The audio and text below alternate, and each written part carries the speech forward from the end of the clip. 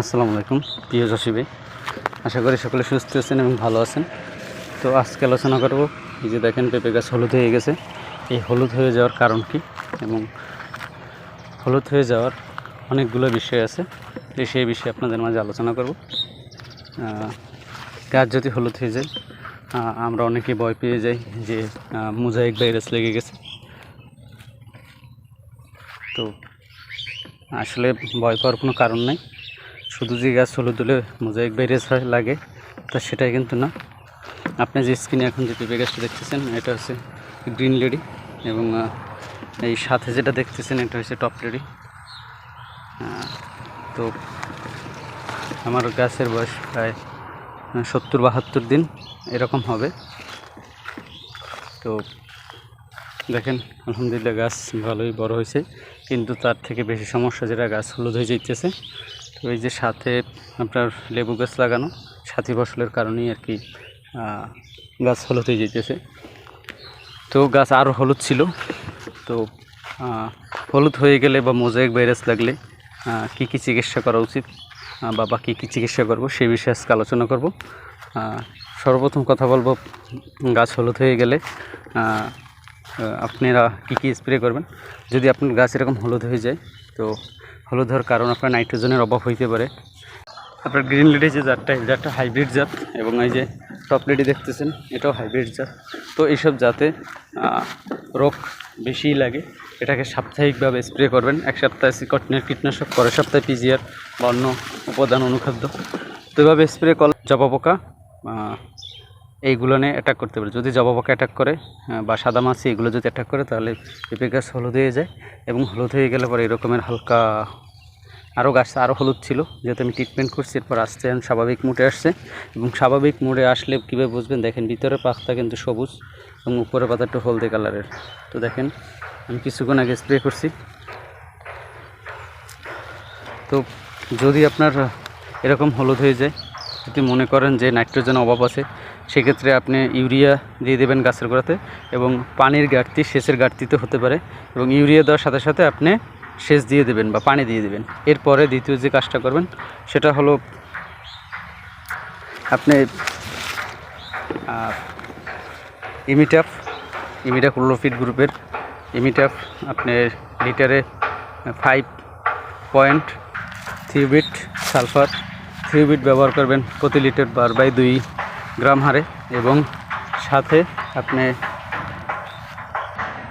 Abamectin গ্রুপের বা আর্টিমেক, এটা লিটারে 1 ml। তো 3টা মিশিয়ে আমি প্রথমে স্প্রে করছি। এর 3 দিন পরে আমি ব্যবহার করছি, একটু গাছ স্বাভাবিক আসছে, এবং এর 3 দিন পর আমি ব্যবহার করছি থিওবিট, আবারও থিওবিট ব্যবহার করছি। এবং সাথে আপনার সাইবারমেথিন গ্রুপের রিলোথিন বা নাইট্রো যে কোনো একটা ব্যবহার করতে পারেন। আমি রিলোথিন ব্যবহার করছি লিটারে 2 মিলি হারে, এবং থিওবিটও 2 মিলি হারে। এরকম করে স্প্রে করে দিছি। স্প্রে করে দেওয়ার পরে কিন্তু দেখেন আমার গাছ আলহামদুলিল্লাহ স্বাভাবিক হয়ে উঠছে। এরপরে পরবর্তীতে আজকে আবার স্প্রে করলাম 3 দিন পর, আবারও 3 দিনের পর স্প্রে করলাম ইমিডাক্লোরোপিড গ্রুপের, এবং সাথে একটা ম্যানকোজেব বা প্যানকোজেব গ্রুপের সাধারণ কম দামি একটা ছত্রাকনাশক দিছি। এবং এটাও দিছি ইমিটাপ আপনার দিছি মূলত লিটারে 1 মিলি হারে লিটারে স্প্রে করে দিচ্ছি, এবং ছত্রাকনাশক যেটা দিচ্ছি ওটা লিটারে 2 গ্রাম হারে। তো দেখেন এখন আজকে স্প্রে করা শেষ। তো আলহামদুলিল্লাহ গাছ কিন্তু আমার ঘুরে দাঁড়িয়েছে।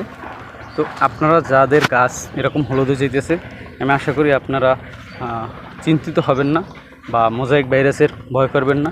এই যে আপনার জবা পোকা অ্যাটাকের পরেই আপনার কিন্তু ওই জবা পোকা, মিলিবাগ এগুলো অ্যাটাকের পরেই কিন্তু আপনার এই মোজাইক ভাইরাসটা লাগে। এবং মোজাইক ভাইরাস লাগলে কিন্তু আপনার এই যে পাতা দেখতেছেন, এই যে পাতা, এই পাতাগুলো একেবারে পুরোপুরি হলুদ হয়ে যাবে।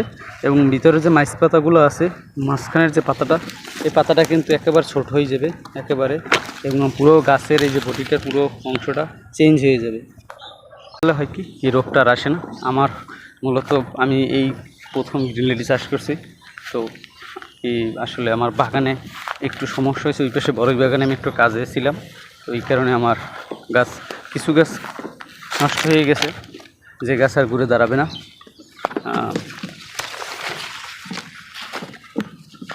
এই যে এই গাছটা নষ্ট হয়ে গেছে, আপনাদের দেখাই। এই যে উপরের পাতা দেখেন কীরকম হয়ে গেছে। এই যে আর ঘুরে দাঁড়াবে না, এর ঘুরে দাঁড়ানোর সম্ভাবনা একেবারে 90%ই নাই। তো এই গাছটা কেটে ফেলবো শুধু আপনাদের দেখানোর জন্য। এবং এই দেখেন বডির ভিতরে কি একটা কালার ধারণ করছে, এরকম কালার ধারণ করলেই গাছ আর বাঁচবে না। তো এখানেও কিছু গাছ ছিল, কেটে ফেলছি।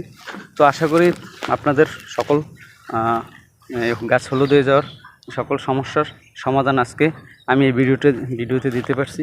তো ভিডিওটা ভালো লাগলে আমার চ্যানেলটা সাবস্ক্রাইব করবেন এবং ভিডিওটা স্কিপ করবেন না। যদি স্কিপ করেন সেক্ষেত্রে আপনারা বুঝবেন না।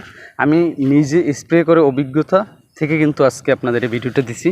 তো আশা করি আপনারা ভিডিওটা সম্পূর্ণভাবে পুনরায় দেখবেন এবং যদি কেউ না বুঝে থাকেন সে আমাকে কমেন্ট করে জানাবেন।